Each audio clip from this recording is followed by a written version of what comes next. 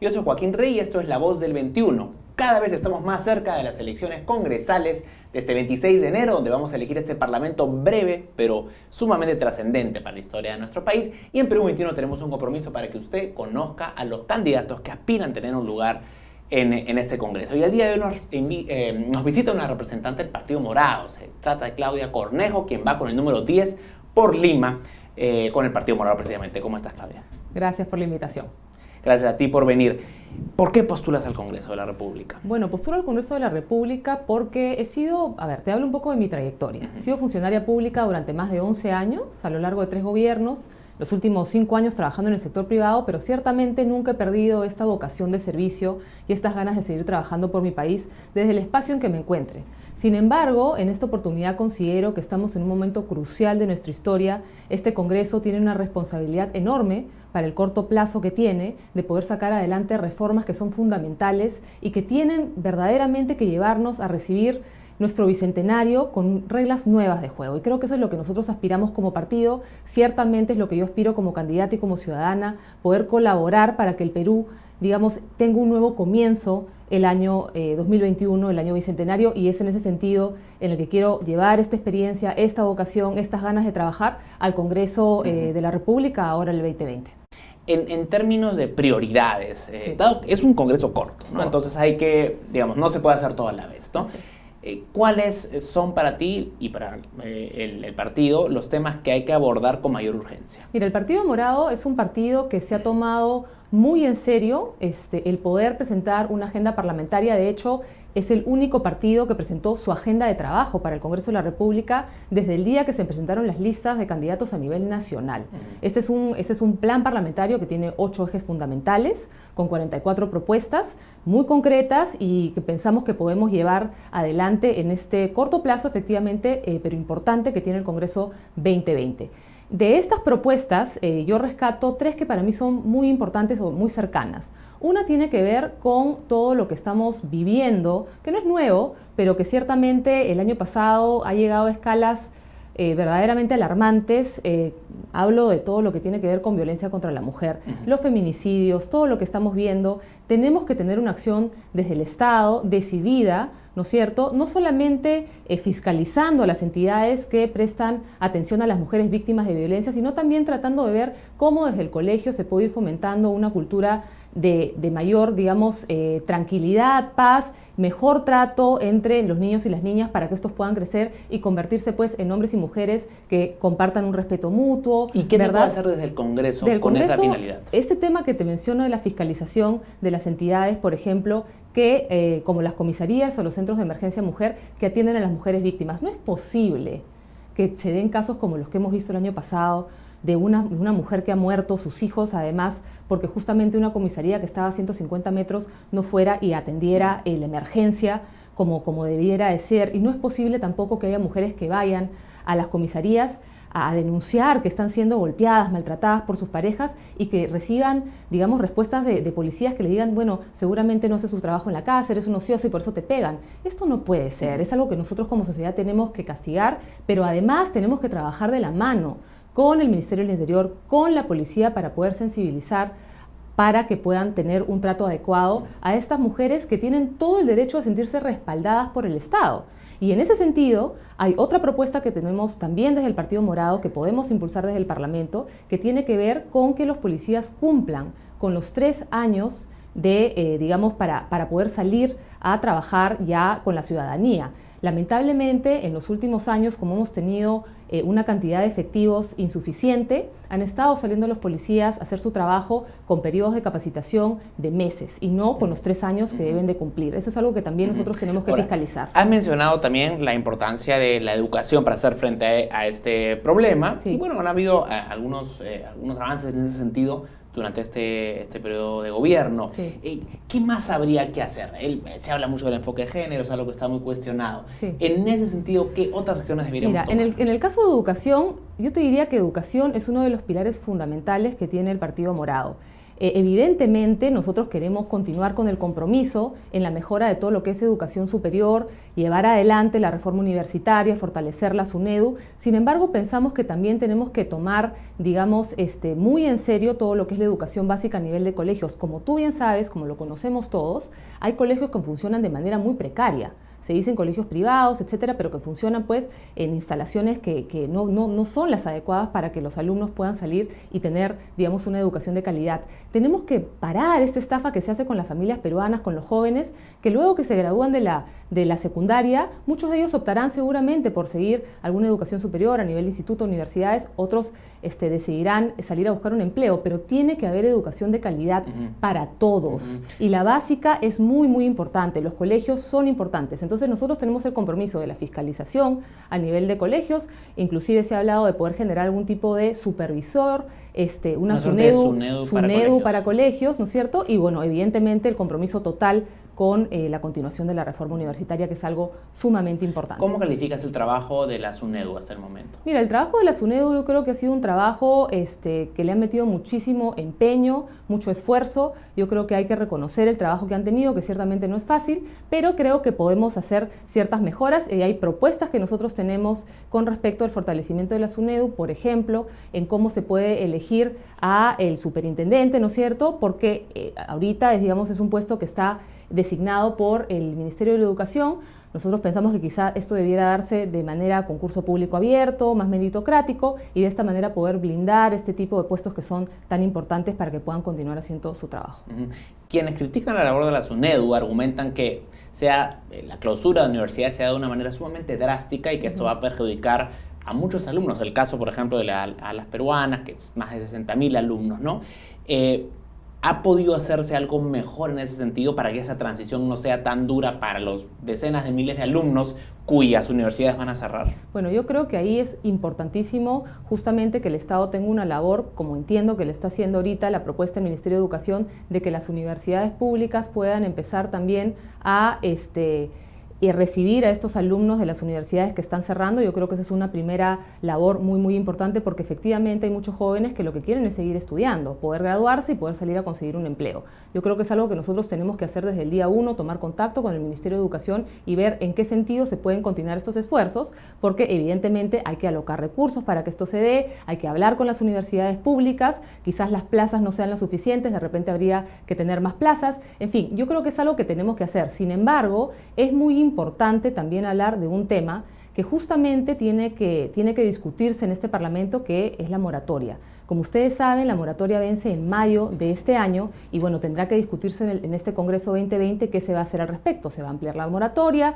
¿Por cuánto tiempo más se va a ampliar la moratoria? Entonces, mira, el tema de educación finalmente es algo que nosotros tenemos que discutir de manera amplia. Pero yo creo que el compromiso del partido es un compromiso con la calidad de la educación y sobre todo con que haya educación para todos los peruanos, que es un servicio básico que el Estado tiene que proveer y de calidad. Y eso es algo que nosotros estamos absolutamente comprometidos. Ya que estamos en el tema de educación, hay algunos aspirantes al Congreso que cuestionan seriamente que en la educación básica regular se planteen temas de educación sexual, ¿no? Claro. Ya hemos escuchado esta semana algunas afirmaciones pues, ciertamente falsas, pero en general hay una crítica a esto. Sí. ¿Cuál debiera ser el rol de la educación pública en torno a educación sexual y el tema del género? Bueno, nosotros consideramos que es muy importante que en los colegios digamos, el tema de la formación de ciudadanía es algo que se ha perdido muchísimo de los colegios en general, te diría yo, no solamente del colegio público, sino también de los colegios privados. Yo creo que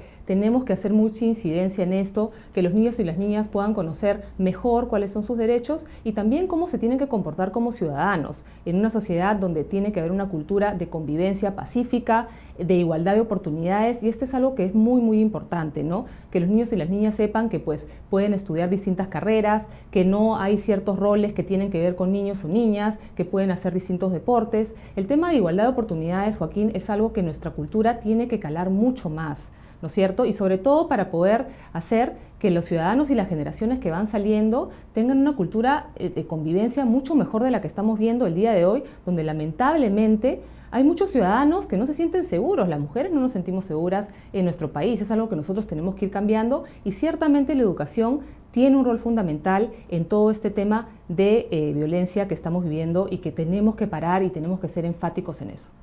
Y quisiera preguntarte por la relación con el presidente Vizcarra. Mucha gente identifica que el Partido Morado es una suerte de partido amigo, por decirlo menos, del presidente Vizcarra. ¿Cómo vislumbras tú la relación entre la eventual bancada del Partido Morado y el Ejecutivo? ¿Van a ser ustedes la bancada del presidente Vizcarra? Bueno, nosotros ya lo hemos dicho públicamente, vamos a mantener independencia con respecto del trabajo, digamos, que se viene haciendo desde el Ejecutivo, porque cada fuero del Estado es absolutamente independiente. Sin embargo, esto no quiere decir que en aquellos proyectos que sean para el bien del ciudadano no vayamos a colaborar. Eso es algo que nosotros estamos también completamente comprometidos con impulsar aquellas reformas y evidentemente uno de los trabajos que tenemos que hacer desde el día 1 va a tener que ser revisar los decretos de urgencia que se han venido dando en las últimas semanas, ¿no? Entonces ahí vamos a tener que tener definitivamente una articulación con el Ejecutivo, pero yo te diría que sobre todo la actitud nuestra es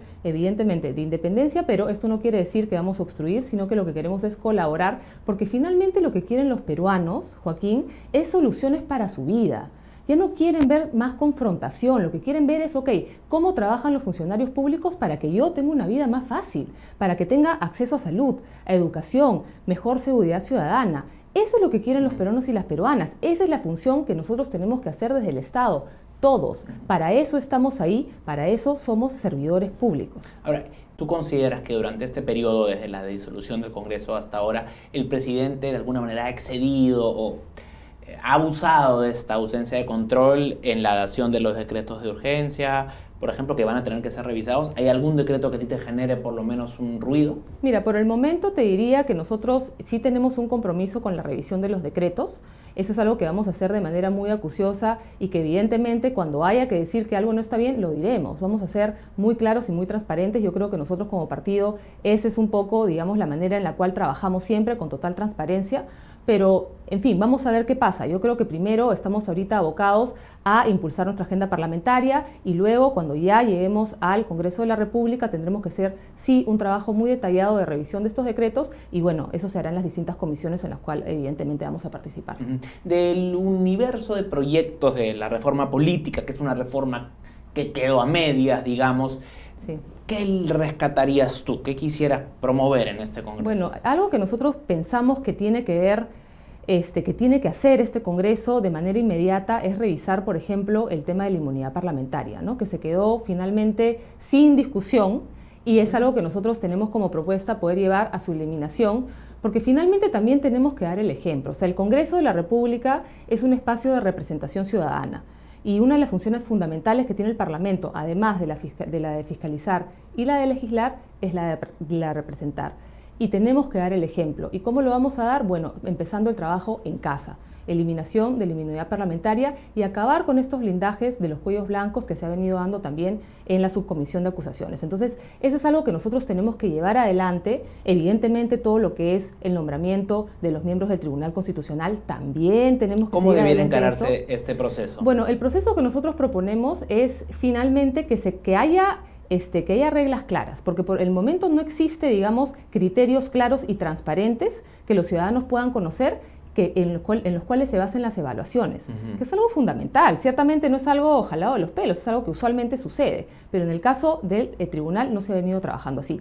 Creo que es un primer paso que podríamos dar y es una buena señal y yo espero que además lo podamos impulsar y que podamos tener consenso con respecto de esto, porque es algo además que los ciudadanos, yo creo que necesitamos todos tener señas claras de que se quiere hacer política distinta. El presidente Vizcarra presentó un proyecto de ley para reformar la manera en que se elige a los miembros del TC. De hecho, este fue el proyecto que condujo a la disolución, ¿no? ¿Debiera rescatarse algo de este proyecto o ustedes propondrían algo distinto? Bueno, la propuesta justamente es esta la que te menciono, ¿no? De que puedan haber criterios claros y transparentes, que pueda haber abierto, público. Un concurso abierto y que además esto de acá pueda ser, digamos que pueda haber una comisión encargada justamente de llevar adelante esto y que pueda ser evidentemente conformada por representantes de todas las bancadas que vayan a estar en el Congreso de la República 2020, ¿no? Pero que sea transparente, es decir, que las sesiones puedan ser públicas, que los criterios sean muy claros y que tengamos todos y que tengan todos los ciudadanos acceso a la información en vivo y no que al final estemos todos sorprendidos por nombramientos, digamos, de un día para otro, ¿no? Una pregunta de un tema muy coyuntural. Sabemos que la Junta Nacional de Justicia concluyó con 7 miembros titulares, 2 de los cuales no juramentaron porque tenían serios cuestionamientos, entre otras cosas por reiteradas conversaciones con el ex juez supremo César Inostroza. ¿Tú consideras que tanto el señor Falconi como la señora Zavala debieran ya no ser considerados? Esto es algo que se va a revisar en la Junta, pero ¿cuál es tu punto de vista? Mira, eso es algo que la verdad creo que nos hemos sentido todos muy sorprendidos porque entendíamos que este segundo concurso ya se estaban tomando, digamos, en fin, se estaba haciendo de una manera súper detallada toda la revisión de las personas que estaban postulando para que no se repitiera lo que pasó en el primer concurso que se tuvo que declarar finalmente nulo, ¿no? Entonces, esperemos a ver qué pasa. Yo creo que sí nos sentimos nosotros, sentimos que lamentablemente este tipo de comunicaciones desmerecen mucho a los candidatos. Vamos a ver qué sucede en la ¿Debieran audiencia. ser dejados de lado? Me parece que esta audiencia se da el día de mañana, sí, ¿no? Pero bueno, sentimos que lamentablemente este tipo de comunicaciones sí, pues desmerecen mucho las candidaturas de estas dos personas. Finalmente vamos a escuchar los alegatos, que bueno, tendrán que ellos decir de qué se han tratado estas conversaciones. Pero bueno, sí, pues deja mucho que desear y vamos a ver, ¿no? Ojalá que la decisión que se tome sea una decisión que finalmente dé tranquilidad. Y además sabemos que hay personas que están como suplentes o cesitarios que tienen buenas credenciales que podrían asumir estos dos puestos, ¿no? Tranquilamente. Finalmente, hemos visto el día de ayer un incidente en un debate de candidatos al Congreso, el señor Bryce de Solidaridad Nacional y el señor Arbizu de Juntos por el Perú, donde francamente el candidato Bryce tiene una actitud deplorable totalmente y racista, ¿no? ¿Qué hacer en ese frente? En el tema, el Perú es un país donde el racismo persiste. Ya, ¿Qué hacer ahí? Ese es un hecho absolutamente lamentable. Nosotros nos hemos manifestado públicamente, distintos candidatos del partido, porque rechazamos absolutamente cualquier acto de discriminación, más aún en periodo electoral, en una campaña, y más aún, digamos, hablando de un candidato que aspira llegar al Congreso de la República. Entonces, eso es absolutamente lamentable. Mi solidaridad con Julio Arbizu, porque francamente esto es algo que justamente nos indigna, nos frustra, y es una de las razones por las cuales decimos que nosotros queremos hacer una política distinta, una política en la cual, digamos, primen los valores y el compromiso con el país. ¿Qué se puede hacer desde el Congreso para hacer? Bueno, una de las cosas, por ejemplo, que hay que recordarle a la ciudadanía es que la discriminación es delito. Es delito según el Código Penal. Entonces, por favor, tengamos mucho cuidado porque verdaderamente estos no son tipos de actos que podemos pasar así por agua tibia. Tenemos que condenarlos y que ojalá que esta persona, bueno, va a tener que responder ante la justicia porque entiendo que se le va a denunciar, es lo que ha dicho Julio Arbizu el día de ayer, que va a presentar una denuncia, ¿no? Entonces, bueno, vamos a ver qué sucede, pero ha sido algo flagrante, yo creo que ha sido algo que todos hemos visto y que entiendo yo que todos los peruanos y peruanas deberíamos de rechazar. Ningún tipo de discriminación puede ser aceptable en esta sociedad por ningún tipo de motivos, menos aún por una persona que quiere entrar al Parlamento de la República y asumir un cargo, digamos, como servidor, ¿no? Claudia, un mensaje final que quieras dar a quienes te ven. Bueno, mi nombre es Claudia Cornejo Mome, candidata del Partido Morado con el número 10. Los invito a que por favor revisen las propuestas en mi página web claudiacornejo.pe, las propuestas del Partido Morado, y que estas elecciones vayan a votar. Es momento de renovar la política, es momento de apostar por candidatos jóvenes, por un partido nuevo que lo que quiere es verdaderamente reglas nuevas para poder hacer que nuestro país sea un mejor país para todos nosotros, donde nos sintamos en igualdad de oportunidades. Gracias.